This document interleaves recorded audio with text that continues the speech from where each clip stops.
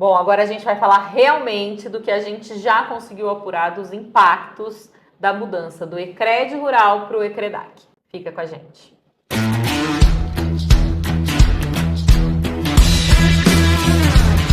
Primeiro ponto que a gente já gravou um vídeo aqui, mas que a gente não entrou em tantos detalhes, é a questão da escrituração fiscal digital e o famoso SPED. O SPED ele foi uma ferramenta que foi criada para empresas. Ele já tem vários anos e ele funciona muito bem para as empresas. Alguns detalhes que precisam ser corrigidos e tudo mais, mas ele funciona muito bem. Então, quando a gente viu lá na alteração da legislação que a gente teria que fazer escrita fiscal, que a gente teria que enviar o SPED, teoricamente nós falamos, tudo bem, temos que aprender a fazer o SPED, vamos colocar o produtor no SPED para poder enviar. E começamos a fazer o estudo e o trabalho para isso acontecer. Só que aí nós nos deparamos com vários detalhes, né? Uma série de detalhes e detalhes que precisam, no mínimo, ser abarcados por uma legislação ou por uma explicação da Secretaria da Fazenda, né? Porque ela tem vários meios de soltar essas informações. Quando a gente falava do ECRED rural, a gente pegava todas as suas notas de compra,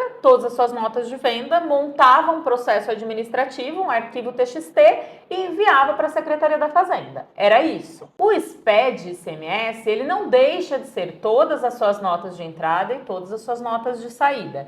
O grande problema é que, por ele atender a empresas, ele realiza cruzamentos para que você possa enviar este arquivo digital que não são compreendidos pela legislação de produtor rural. E aí a gente tem vários problemas. Eu vou dar um exemplo claro aqui para vocês. O produtor de cana é aquele que não tem a opção do crédito outorgado, que para ele continuar recuperando o crédito, ele necessariamente vai ter que fazer. Ele é obrigado a ir para o ECREDAC. Todo produtor de cana ele vai ser obrigado, se quiser recuperar o crédito ICMS, lógico, né? E aí, quando a gente pensa no SPED de um produtor de cana, o produtor de cana não tem nota de saída. Lembra que o produtor de cana ele tem um regime especial que a própria Secretaria da Fazenda fez, dizendo, você que produz cana e vende para a usina, você está livre de emitir nota fiscal de venda. Quem vai emitir a sua nota fiscal é a usina. Então, o que eu vou colocar no SPED do produtor de cana? Eu não posso colocar no SPED do CNPJ do produtor de cana a nota que a usina emitiu,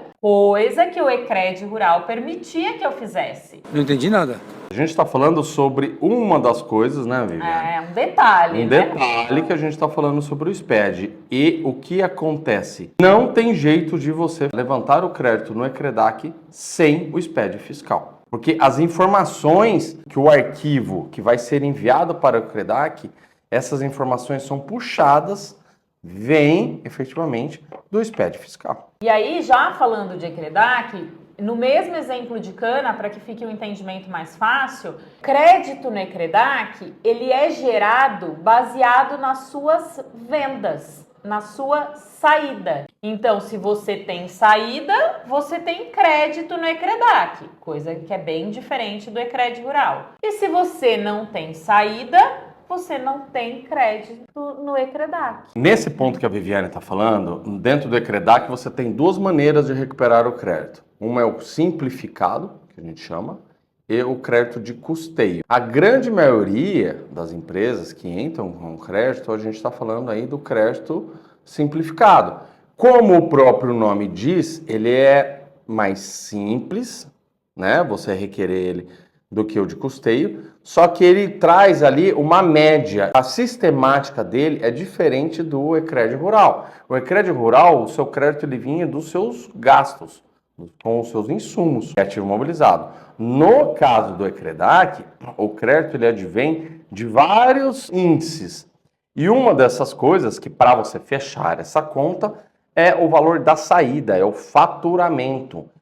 Então, nos meses onde o produtor não tem faturamento, não tem crédito. E aí, se você pensar, a gente falou de cana, cana tem uma entre-safra grande, são vários meses do ano onde o produtor tem um custo para produzir a cana, porém ele não tem venda, então ele não vai gerar crédito. Só que não é só cana que a gente enfrenta. Se a gente pensar na laranja no estado de São Paulo, a gente vive um momento de muitos pomares estarem sendo refeitos por conta do greening, que todo mundo sabe, que os produtores tiveram que cortar os seus pés de laranja.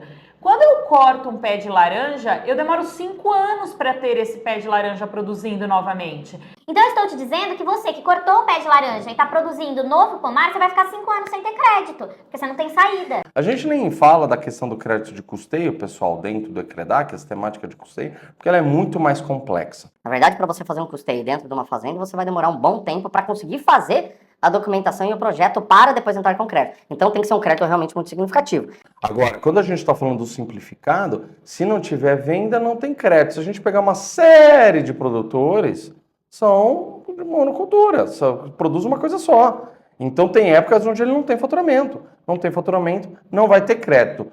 Resumo, o crédito dele vai despencar. E a gente também tem que pensar que a Secretaria da Fazenda, com essa mudança, ela está implicando em negociações comerciais. Se a gente pensar em produtores de grãos que estocam durante um bom período a sua mercadoria, às vezes ele ultrapassa o ano fiscal para fazer a venda. Então, Eu produzi em novembro, eu colhi em novembro, mas às vezes eu só vou vender em outubro do ano seguinte. E a mercadoria fica no silo, guardada. os silos existem exatamente para essa função.